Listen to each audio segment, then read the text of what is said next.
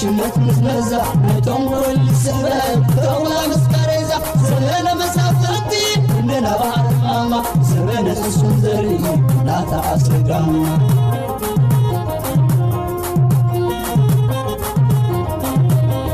سبنا يهودا سلام زغبركم تخاتلتي يمانة إنفو ميديا كما يتوعلو نلومي عربي على شوعات ورح سلسة غلطشان عسران حاموشتن كم تلومود زيتا فلالي واناويان حاد سرتي زعباتات زيناتات نحيزلكم متسئلخو مكتالكم يعدم كبرات تخاتلتي نزا چانلنا نمعباي كم تقول لك زين بلو توم حادث زغونكم سابسكرايب وبرو توم زغبركم كاش شير لايكم كومنت مقباراي تحمقون دابلكو نابتي حجي زدالخلكم مدبات كحلف بقدامنت زغربلكم بار كبرات تخاتلتي اتي اب اسرائيل بزحالفه بابال يماناوي كنفي ناي سلفناي بيتنو زخونت يوليا ميلونوفسك زحالفه وسانه اب بارلمان اسرائيل اب زحالفه وان سفيح زخونه ميت كم تخايدلون ابزي تمالس تخايد دما اتي وسانه بعسرت شعت دمصي دغف بشمونت دمص ما تقاومو حليفلو سلازي ኤርትራውያን በፍላይ ከዓ ደገፍቲ ናይቲ ስርዓት ናይ ኤርትራ ዘሎን ኮሙን ኣብ እስራኤል ብገበናዊ ሕጊ ማለት ሪከርድ ዘለዎም ሰባትን ካብቲ ሃገር ንምስጓግ እቲ ስጉምቲ ኣብ ዝለዓለ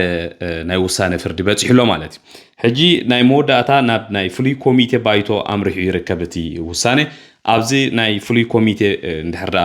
ጸዲቁ ኣብ ቤት ፍርዲ ማለት እቲ ምስጓግ ብቐጥታ ክጅመር ምዃኑን ተፈሊጡሎ بزي مسارة مباركو برات تخاتلتي إسرائيل كساب حجي اتوم اب بخمز وسانه كسوغوغو استبلو زيغاتات بغات انا بإرترا ديخت مولصوم ناب سالسي هاجر ديخت صدوم جنا استفلت استبص حسب مع خنزيله كنحبر نفوتو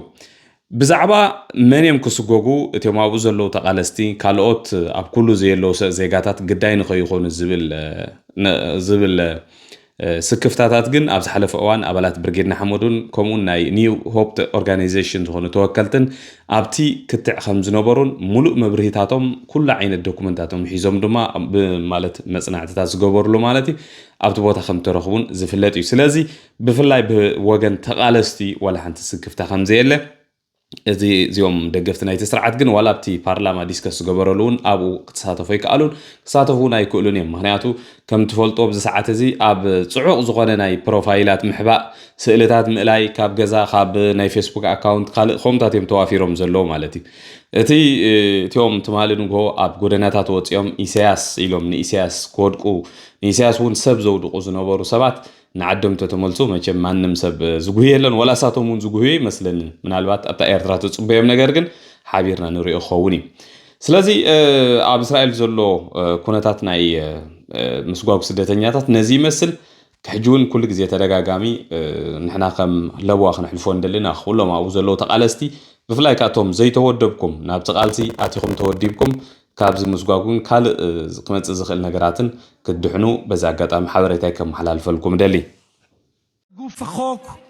ולומר לחברתי חברת הכנסת מלינובסקי שאם מטרתה היא לאפשר גירוש מסתננים שתומכים במשטר האריתראי לא צריך את החוק. אין שום צורך בחוק הזה. כל מה שמדינת ישראל הייתה צריכה לעשות זה לבדוק את בקשות המקלט של אותם מבקשי מקלט שהגיעו מאריתריאה, וכל אדם שנכנס לישראל והוא בעצם תומך משטר, בוודאי אם הוא מפגין אלימות ובוודאי אם הוא מקבל תמיכה מהשגרירות שירחיקו אותו. كال زغربلكم كبرات تخاتلتي أما حبراو ميديات مالي قدمت مالي بزح كتع مونغو أبلات برجير نحمود زسمع هو حدا زجرة من النجاريك عليكم مالت ريته يقبلوا رئيساتهم ورئيتهم يمزونيرهم ولا عنتي عبريتهم هاب تساقم يبلان انتا يمزبلو بس فلاي بزحجي أب مونغو إيرتران إثيوبيان فلاي كا بوجن إثيوبيا زلو بروباغندا ناي أطواراتنا بكباب دوبات مكاب يكون بمعكنا زيننا إثيوبيا زكاير زلو ورناي ورخينات مالتي بوغن إيرتراون كابو بزي حمق مقدي استفلالي مدلواتي قبرالو حجي قال تقالستي ناي برغيدنا حمودو ينا بحالتي انتا يمزولو زلو እዚ ኢትዮጵያ ትገብሮ ዘላ ብፍላይ ኣብሲ ሕጂ ዝገብሮ ኩናት ንዓሰብ ንምውራር ወይ ከዓ ላዕላውነት ሃገር ንምድፋር ስለ ዝኾነ እንድሕር ከምዚ ተበጊሱ ብርጌድ ንሓመዱ ኣብ ጎኒ ሰራዊቱን መንግስቱን ይደው ክብል ዘለዎ ብርጌድ ንሓመዱ ወይ ብዙሓት ካብ ብርጌድ ንሓመዱ ደው ኣይንብል እንተኢሎም ግን ንሕና ኣብ ጎኒ ሰራዊትናን መንግስትናን ደው ክንብል ገለ ዝብል ርእይቶ ሰሚዐ ነይረ ብጣዕሚ መስደመሚ ሕጂ እንታይ ይመስልኩም መጀመርታ ኣነ ናተይ ርእይቶ እዩ ዝህብ ዘለኹ ነቲ ኣብ ኤርትራ ዘሎ ሰራዊት ኣብዛ ሰዓት እዚኣ ኣብ ጎንኻ ኣለኹ ኢልካ ትማሊ ንግሆ ኣብ ጎንኻ ኣለና ኢሎም ጎኑ ክሳብ ዝስበር ኣብ ኢትዮጵያ ኸይዱ ሙሉእ ብሙሉእ ንኽጠፍእን ከም ሰብ ከማን ተሓሲቡ ዝሞተሉ ዕላማ ወይ ከዓ ከም ዝሞተ ከማን ብክብሪ ክንገር ዘይከኣለ ሰራዊት ኣብ ጎንኻ ኣለና ምባል ሓደ ቀዳማይ ነገር ገበን ምዃኑ ማንም ሰብ ክርድኦ ክእል ኣለዎ ንዓነ ብገበን እየ ዝሓስቦ ነዚ ሰራዊት ተገዲዱ 10 ግዜ ንግሆ ንሓደ ውልቀ መላኺ ክብል ናብ ኩናት ዝወፍር ዘሎ ሰራዊት ኣብዚ ዝተፈጥረ ሓዊ እዚ ውልቀ መላኺ ሕሙም ከልቢ እዚ ዝፈጠሮ ኩናት ኣብ ጎንኻ ኣለና እንዳበልካ ነዚ ሰራዊት ብሽምል ኣላውነት ምድጋፍ ማለት ነቲ ሰራዊት ንምዕኡ ንስድራ ቤቱ ንደቁ ንኩሉ ህይወቱን ምጽልማት ማለት እዩ መጀመርታ ኣነ ብከምዚ ዝገልጻ ካልኣይ ብዛዕባ ላዕላውነት ሃገር ክንዛረብ ከለና ሓደ ብዛዕባ ላዕላውነት ሃገር ትዛረብ ብፍላይ ከይድና ክንከላኸል ኢና ኣብ ጎኒ መንግስትና ኢና ንከውን ወይ ከይድና ነቲ ዝመጽእ ወራር ከነፍሽል ኢና ኢልካ ክትዛረብ ከለኻ እትውንኖ ባዕልኻ እትውንኖ ወይ ከዓ ናተይ መንግስቲ ኢልካ ትዛረበሉ መንግስቲ ኣብ ኤርትራ ምዝህሉ እዩ ሕጊ ምዝህሉ ብሕጊ ግዛእ መንግስቲ ምዝህሉ እሞ ዝኾነ ይኹን ወራር ክመጽእ ከሎ ካብ ደገ ብስነ ስርዓት ብፓርላማ ኣባላት ፓርላማ ተማያይጦምሉ ወይ ህዝቢ ተማያይጥሉ ኣብ ልዕሌና ዝወርድ ዘሎ ሃገራዊ ሓደጋ ስለ ዝኾነ ተባሂሉ ኣዋጅ ይወጅ ኩሉ ሰብ ከዓ ሃገራዊ ግቡእ ይገብር ግቡእ ዝገብር ሰብ መሰሉ እንድሕር ዘይትሕልዎ ኣሎ ኮይንካ 20 ካብኡ ንላዕሊ ዓመታት ነዚ ህዝቢ እዚ ከም ዘይተጨፍጨፈ እሞ ድማ ብድሕሪኡ እዚ ኩሉ መንእሰይ ወፂኡ ኣብ ደገ እውን እስኻ ኤርትራዊ ኮንካን እንዳበሉ ትማል ንግሆ ነዚ መንእሰይ እዚ ዝላገጹሉ ዝነበሩ ሰባት ትማል ጎንደር ከይዶም ምስ ኤርትራን ኢትዮጵያን ብሓንሳብ ካርታ ሓዊሱ ዝኸይድ ነበረ መንግስቲ ሙስኡ ኮይኖም ዝዕንድሩ ዝነበሩ ትማል ንግሆ ነዛ ባሕሪ ኣብ ፍሬም ገይሮም ነብዛ ባሕሪ ማለት እዩ ባዕሉት ውልቀ መላኺ ህንካይሉ ኣብይ ኣሕመድ ዝሃቦ ከምኡውን ኣብ ስዑድ ዓረብ ብስነ ስርዓት ብመንጎኝነት ስዑድ ዓረብን ኢሚራት ዓረብን ፌርማ ዝፈረመሉ እንታይ ምዃኑ ዘይትፈልጥሲ ንመን ከተድሕን ኢልካ ኢኻ ወይ ነየናይ ሰራዊት ኢኻ ኣብ ጎንኻ ኣለኹ ትብሎ ዘለኻ ሕጂ ድማ ናብ ኩናት ክጥበስ መጀመርታ እቶም ከም ኢልኩም ትዛረቡ ዘለኹም ኣባላት ብርጌድ ንሓመዱ ናይ ብሓቂ እንድሕር ሓቅነት እንድሕር ኣለኩም ኮይኑ መጀመርታ ክትጠልብዋ ዘለኩም ነቶም ደገፍቲ ህግደፍ ዋላ ክትሐጉሱ ኢልኩም ትገብርዋ እንድሕር ኣለኩም ከይዶም እቲ ኣብ ኤርትራ ዘሎ ስርዓት ሙሉእ ብሙሉእ ተኣልዩ ስልጣኑ ብመጀመርታ ቅድሚ ዝኾነ ይኹን ኩነት ናብ ህዝቢ ይረክብ እሞ ህዝቢ ስልጣኑ ምስ ተረከበ ብድሕሪኡ ብዛዕባ ወራር ናይ ኢትዮጵያ ክትወርድ ኣይትወርድን ኩሉ ኤርትራዊ ኣብ መላእ ዓለም ዘሎ ዲፕሎማሲ ብምስራሕ ሃገር ብምክልኻል ብኻልእ ወገን ክከላኸል ፀገም ዘለዎ ይኮነን እዚ ሕጂ መፂኻ ከምዚ ዓይነት ኣጀንዳታት እንዳምፃኻ ኣብዚ መንጎ መንእሰይ ምዝራእ ግን ሓሳባት ንምፍልላይ ወይ ኣብዚ መንእሰይ እዚ ናይ ምጥርጣር መንፈስ ንምስራቅ ስለዘይኮይኑ ካልእ ወላ ሓንቲ ፋይዳ የብሉን ትማል ንግሆ ቅድሚ 3 ዓመት እኮ ኩናት ተኻይዱ እዩ ኣብ ትግራይ ዕላማ ዘይብሉ 70,000 መንእሰይ ሃጢም እዩ ሕጂ ትማሊ ቅድሚ 3 ዓመት ኣብ ጎንኻ ኣለና ዝበልኩም ሰራዊት ኣብዛ ሰዓት እዚ ኣበሎ ነዲኡ ደው ኢልኩም ላ ትፈልጡ ተነጊሩ ከም ዘሎ ዘይለን ትፈልጡ ወላ ሓንቲ ትፈልጡ ኢኹም ብድሕሪኡ ሰይሓተትኩምን ከማን ኣይተሓቱን ኢኹም ክትሓቱ ይትኽእሉ ናበይ ናይ መድረኽ ንመን ክትሓትዎ ሕጂ ከዓ ተመሊስኩም ከዓ ወላ ሓንቲ ሓደ ቀዳማይ ነገር ንኤርትራ ክንወራኢና ኢሉ ወግዓዊ መግለፂ ብፓርላማ ዝፀደቐ ወላ ሓንቲ ሰማዕናዮ ነገር የለን እዚ ዝግበር ዘሎ ኣብ መንጎ ኣብይና መንጎ ኢሳያስ ኣፈወርቅን ከዓ ትማለዱ ንጎ እንታይ ተሰማሚዖም ነይሮም እንታይ ተፈራሪሞም ነይሮም ንፈልጦ ነገር የብልናን ዋላ ሰባኢስዎ ምኸውን ሕጂ ነንሕድሕዶም ብፕሮፓጋንዳን ገለን ክልቲኦም ህዝቢ እንዳቆስቆሱ በዝን ክዋግኡ ዝሓስቡ ዘለዉ ማለት እዩ ብውሕዱ ግን ኣብ ኢትዮጵያ ዝኾነ ኩናት ክጅመር ከሎ ብፓርላማ ጸዲቑ እዩ ብስነ ስርዓት እዩ ዝእወጅ ኩናት ኣብ ዝሓለፈ ኢትዮ ኤርትራ ኩናት እውን ከምኡ እዩ ኣብ ዝሓለፈ ኩናት እውን ከምኡ እዩ ኣብ ኤርትራ ግን ኣብ ደስ ዝበሎ ሰዓት ዝጅምር እሞ ድማ ንግሆ በቃ ስልጣኑ ምስ ኣብ ሓደጋ ምስኣተዎ ዝገብሮ ድራማ ንክንሳተፍሲ ሕጂ ጎኒ ሰራዊትና ኣለና ዝበሃል ድራማ ኣነ መቸም ኣይርዳእንን እዩ ብዓብዪ ግን ኣብዚ ሕጂ እዋን ህግደፍ ኮነ ኢሉ ዋላ እውን እዚ ካብ መንእሰይ ዝመፅእ ዘሎ ማዕበል ኣብ ደገ ከም ዝረኣኹም ማሕበራት ስርዓት ህግደፍ ኣብ ሰዓት እዚ بعينكم تريوا لهم أبي زلتي سرحات سرحوز نبرون متأخخبات فستيفالات قلم لزنبر عبيت دقسات كومون محاوراتهم عب دقابي على الحج أبز حالة في خلطة 3 عام تاع عيني سرح 5 سرحة ريقهم من تعذبكم تكونوا تصفى يقبر ازي سرح زي دما حجي زغا من دابل ناو غصو يمصخم زل حنت معلتونا بإرترا زلو من اسي ولاتو وشت هاجر زلو انت تسين عدل ترخيب نت سرعات فصيمو خم زي يقدفو كل يفلت يتسرعات سلازي انت يخبر زلو ولا حجي زغبرو زلو كون يلو بروباغندا نت من اسي حسابن مكفال بخم اغا قال 10 عامت انت وسكوب سلطان يلو زغبرو زلو تنكلون كون سلازي خيل ابز دراما زي انت زي تحوسنا تمرات يخون بعابيو جن بعابيو قدم 2 عامت قدم 3 عامت كم زيات تسعب زلا فيديو زبلو زنبر سبات نزيوم نمدحان ወይ ከዓ مزيوم كوينካ تدحنا هاجر كم زيلا صباح نغو وناب ኤርትራ ዝኮነ ይጉን ነገር ተተፈጢሩ እቲ ውልቀ መላኺ ሄሊኮፕተር ልዒሉ ከም ዝሃድም እንድሕር ትፈልጥ ኮይንካ መጀመርታ ኣብ ኤርትራ ዘሎ ካንሰር ንሱ ክእል ኣለዎ ንሱ ምስተኣለ ሃገር ሕግ ምስተተኽላ ብድሕሪኡ እቲ ዝጸልመተ መጻኢ ናይ ኤርትራ ናብ ናይ ዓለም መድረኽ መሊስካ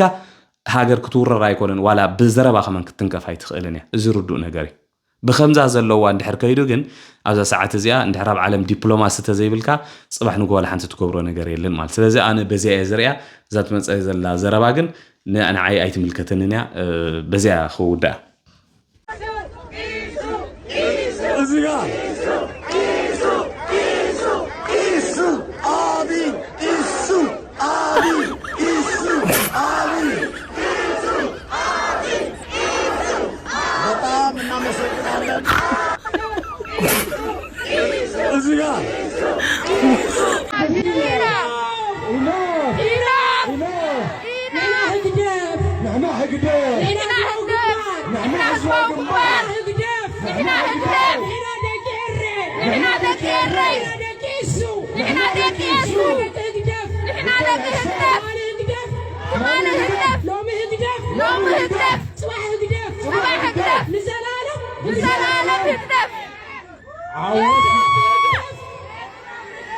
صباح بيقدف صباح بيقدف